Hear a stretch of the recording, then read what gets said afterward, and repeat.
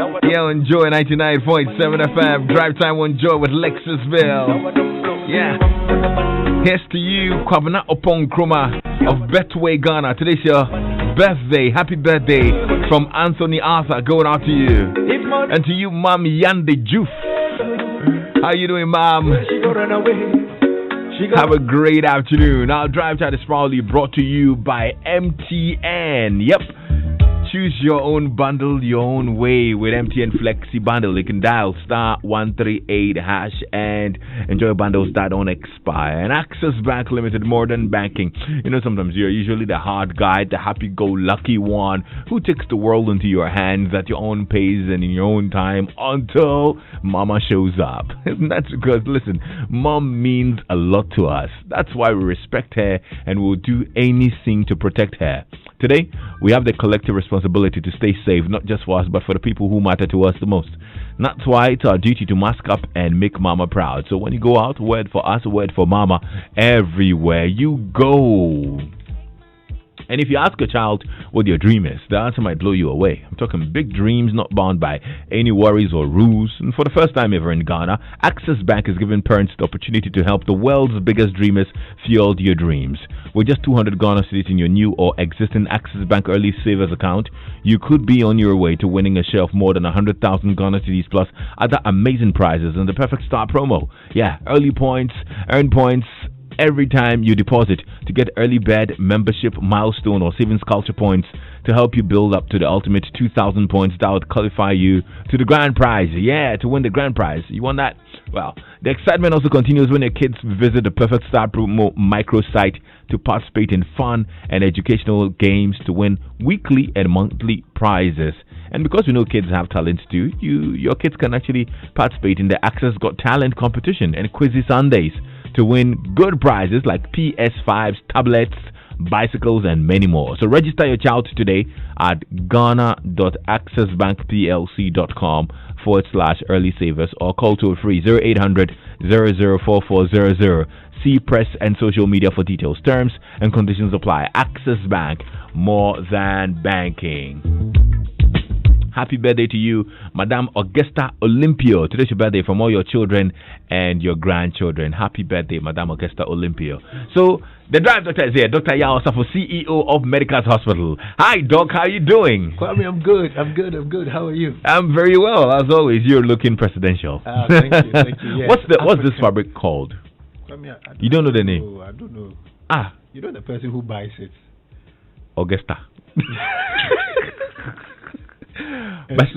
But you know, please tell her that she has to buy it based on the name, not just the pattern. Oh, I'm sure there's. You know, the president, when he's coming to give free light, he wears one that says, "Oh, achicha dear, mechiche niema." When it comes to lockers, there's now one called Fellow Ghanaian. There's a fabric called Fellow Ghanaian. It's now very famous spectacles in there. It's been used for the design. Oh wow, I haven't seen that. Oh yeah, I've seen it. Fellow Ghanaians. Is it just for MPP or is for everybody? Oh no, it's for Ghana. Between you.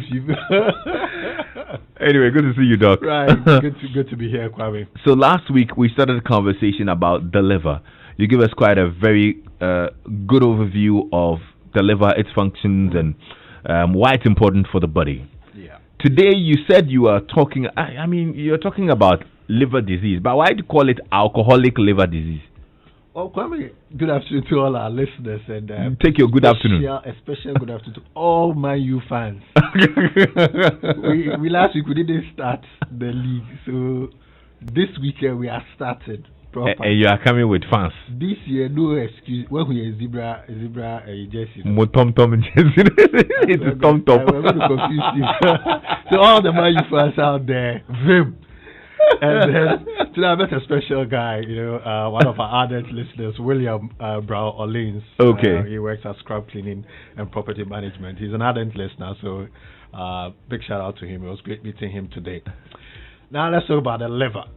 And if I was a disclaimer, When you're going to say something, you know that to get you into trouble, then you, at the end, then you issue something, a statement in the beginning to cover yourself, disclaimer. So today we are going to talk about the liver, and probably the commonest toxin that damages the liver. But you can talk about all the toxins. Why the commonest? You can mention it in passing. One readily available. But you come and you say you want to talk about alcoholic liver disease. Like, yo, what's up? What's that? Like, don't you also live on Fridays? Maybe yesterday, if Phil will tell you, but that one is behind the scenes conversation. Before you start though, Shirley just sent me the fabric called Fellow Ghanaians. By this is it, eh? Yes. Can't you see the thing in there? I see. So this is the Fellow Ghanaians fabric. Yeah. Hey. It's there, Charlie. GTP. Anyway, Doc, let's hear you. Right. So, Kwame, the term alcohol. So today we're going to talk about liver disease. And last week I gave a bird's eye view of the various afflictions of the liver. Yes. And today and probably next week we are going to look at specific conditions of the liver that can get it into real trouble. Don't forget that the liver is a very, very robust organ, and it takes a lot really to knock it out. So we'll pick one or two medical conditions that really, really can do damage to the liver. And because of the various important functions of the liver, if it gives up on you, then you know that your time here with us, it's going to be short. So today we're going to talk about alcohol and the liver. Alcohol and the liver. The term alcohol represents different chemical compounds. So that's the first thing I wanted to draw listeners' attention to. That we use the term alcohol very loosely, but it's really an umbrella term that represents different chemical compounds, and they are methanol, ethanol, isopropanol, and then ethylene glycol. So methanol, ethanol, isopropanol, ethylene glycol. So these are four different substances chemical compounds that can be referred to as alcohol.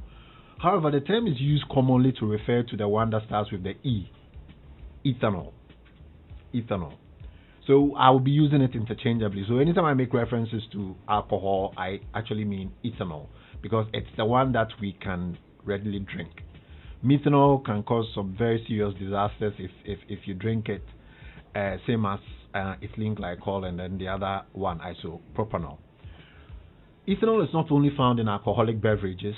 I mean, some people have a challenge with us calling it a beverage, in alcoholic drinks, but also found in a number of other preparations, such as mouthwashes, and then also in cologne.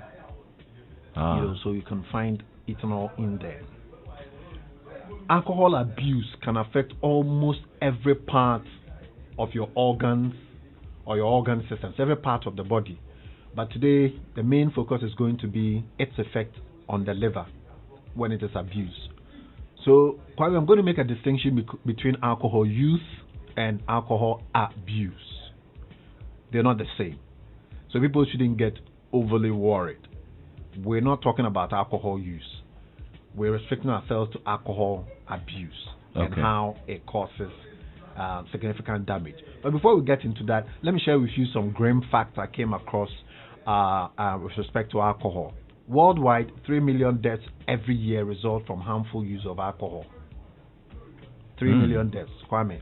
And this represents about 5.3% of all deaths globally. 2. The harmful use of alcohol is a causal factor in more than 200 different diseases and injury conditions.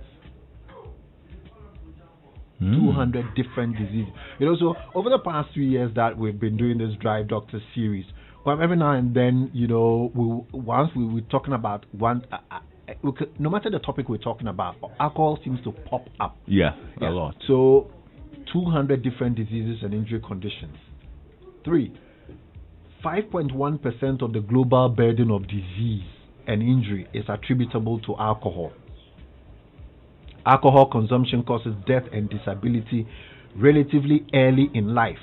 So the age group between 20 and 39 years, representing approximately 13.5% of total deaths, are attributable to alcohol.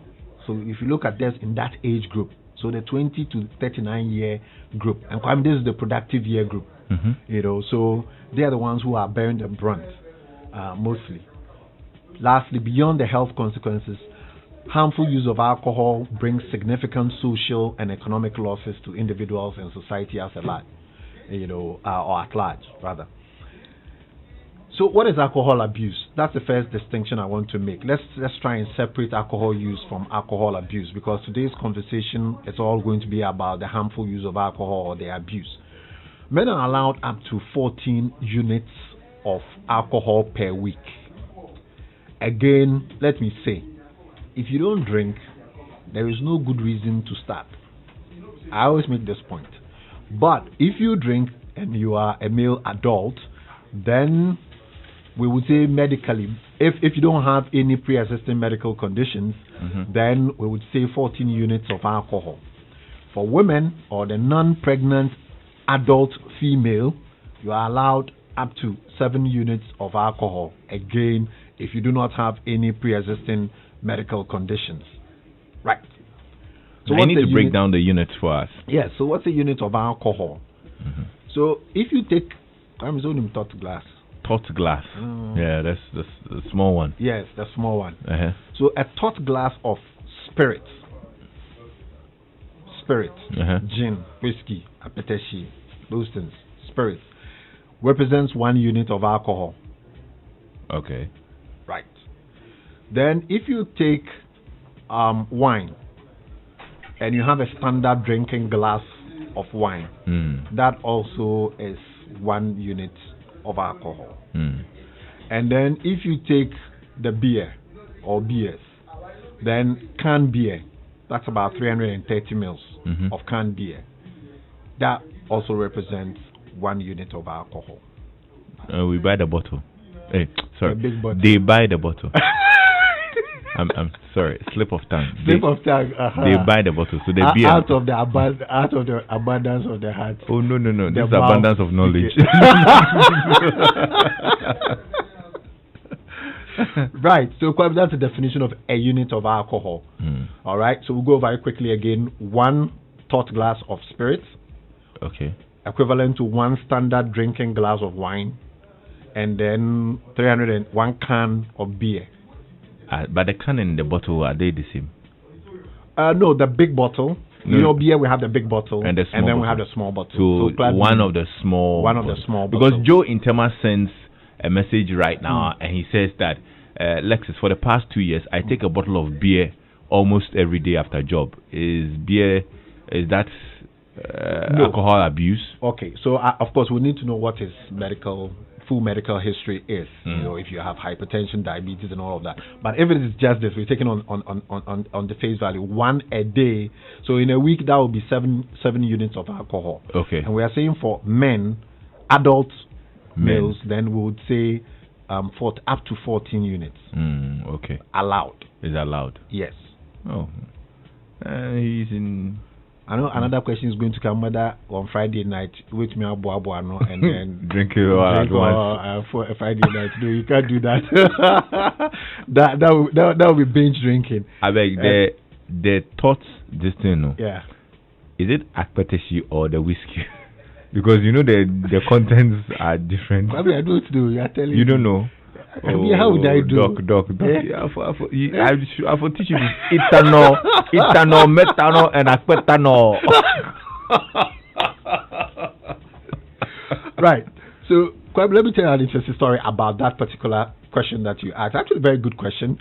They used to write on the bottle 50%, 60%. Yeah. And things like that. Most people don't quite understand it. There's a little bit of history about it. The British Empire was built on its navy. So they used to have a lot of sailors on the ships. Okay. And the way they compensated them for their services was to offer them rum. Okay. All right? Yeah. It got to a point, some of the sailors felt that the officers on board were cheating them out of the rum by diluting it. So they demanded proof. So there's something we call proof spirits. So they would pour the rum on gunpowder and then light a match. If it explodes, that is 100% proof that it contains at least 50% ethanol. Okay. So anti-jadia, the thing is below 50%. So that is how that proof thing came about. So the British sailors. So when we talk about spirits, then we are really talking about things that contain at least 50% ethanol. Oh, okay. Yeah. Oh, but the whiskey scent, they be 40% though. Oh, 40, 45. There are some of them that's above. So the ones which are below 50 there, we go for double. They can't double anything. Okay. I mean, 40 and 50, there's no difference. Okay. Until the fathers are one thought. But as for our quotation, we haven't measured it. So 100% straight. 100% straight. Think that if you drink, you can't smile. Hey! You can't smile, really. Have you seen anybody drink? Anybody who drinks aquatation and smiles is a wicked person. That's not good to have. Again, we ask what we call the cage questions. So following up to the question whether or not you are abusing alcohol, there's something we call the cage question. Okay. CAGE. Quickly, let me run through that. The C, so it's an acronym actually. The C, have you ever felt you need to cut down on your drinking? So cut down on drinking. Mm-hmm. Have people annoyed you by criticizing your drinking? So the A is annoyance. And then the G, have you ever felt guilty about your drinking? Okay. And then E, have you ever had or do you ever have eye-opening drinks? So the E is for eye-opening drink. Which one is that one? First thing in the morning, when they wake up, they didn't even brush their teeth. They have to down something, a shot. Okay. Then it opens their eyes. So that's what we call it, the eye-opening drink. Yes. If you answer 2 of these questions in the affirmative, then we will make a diagnosis of alcoholism. Wow. Means you are abusing the thing. So first one is, have you ever felt you should cut down on your drinking? Yes. Have people annoyed you by criticizing your alcohol? Yep. Drinking? Yeah. Have you ever felt guilty about your drinking? And have you ever had the first thing? Eye-opening drink. The E is for one thing is for sure. Drink. I know a lot of people are feeling guilty right now. Yes. As for the guilt, yes. In their quiet moments, then people feel, hey, Charlie, I feel I'm drinking too much. Yeah. So that's in your quiet moment, something they admit to themselves. Okay. Right. But you have to answer 2 in the affirmative before. Let me find out if some people will admit to my WhatsApp platform. Please, if you are guilty, you just send me a WhatsApp message and say I'm guilty. I won't mention your name. Right. You know yourself, but I just want to find out. He says, when you're admitting to yourself, but today I want you to admit to us. I just want to test something. So test the water. Because the thing is, I can't be guilty alone. You want to form an association of we need to know ourselves. We need to form one big family. Okay. So let's go to fatty liver. So Okay. that's the first thing that happens to your liver if you abuse alcohol. You develop a condition we call fatty liver. Fatty liver means you have extra fat in your liver. Not a good idea. You might hear your doctor call it steatosis. Steatosis. Hey. Fatty liver. Right. So heavy drinking makes you more likely, to get it. There are other medical conditions that can cause one to develop a fatty liver. So please, if you've been to your doctor this year and the doctor says you have fatty liver, it doesn't necessarily mean that you drink. Those who, for example, have type 2 diabetes, those who are obese, and then generally in Africans compared to other ethnicities tend to develop fatty liver. So alcohol is a big reason why you develop fatty liver, and it happens over time. Over time, too much alcohol leading up to the buildup of fat inside your liver cells. It makes it harder for your liver to work. So you don't want to have that accumulation of fat in your liver. So we develop what we call alcoholic fatty liver disease. Okay. Alcoholic fatty liver disease. Kwame, it is very, very preventable. it usually gets better when you stop drinking. Wow. So if it is the drinking that caused that, and let me talk about the detection. Usually, if you go for an abdominal ultrasound scan, as part of your checkups, yearly checkups, the sonographer will pick it up, or the radiologist will pick it up, and send a report to us. Most of the time, it doesn't cause serious problems. But if you keep drinking, then alcoholic fatty liver disease can cause serious problems. Your liver might become enlarged because it's building up with fat. You may develop something we call a hepatitis, inflammation. Hey. Once the fat is building up, then you can develop a hepatitis, an inflammation, which is pain and swelling of the liver cells. And then eventually you may develop something we call alcoholic cirrhosis. Cirrhosis is sort of like the end stage of liver disease, where the liver's structure and architecture is completely changed. The liver cells are now full of scarring tissue, and then you are in real trouble. So that is what we mean by alcoholic fatty liver disease. Then you can also have another condition we call alcoholic hepatitis. Alcoholic hepatitis. So there are three main conditions that alcoholic or alcoholism can cause in your liver. The first one is a fatty liver. The second one is something we call alcoholic hepatitis. So remember last week we spoke about the hepatitis. Yes. Where hepatitis we said inflammation of the liver. Right. And I did mention that it is not only hepatitis B, the viruses, the viral hepatitis, that causes hepatitis. But there are other things like toxins such as alcohol that can cause hepatitis as well. So you develop a lot of pain and swelling in the right upper part of your abdomen. And that is what we mean by alcoholic hepatitis. So some people go for binge drinking, the Friday night, Saturday night, and they wake up in the morning or a couple of days later and they've got pain in the right upper part of the abdomen. And that is what we mean by the alcoholic hepatitis. Sometimes they develop a fever. Sometimes they will get a bit of nausea and vomiting. I've talked about the belly pain already. And if this thing goes on for a while, then they become jaundice. That is the yellowing of the white of the eye. Right.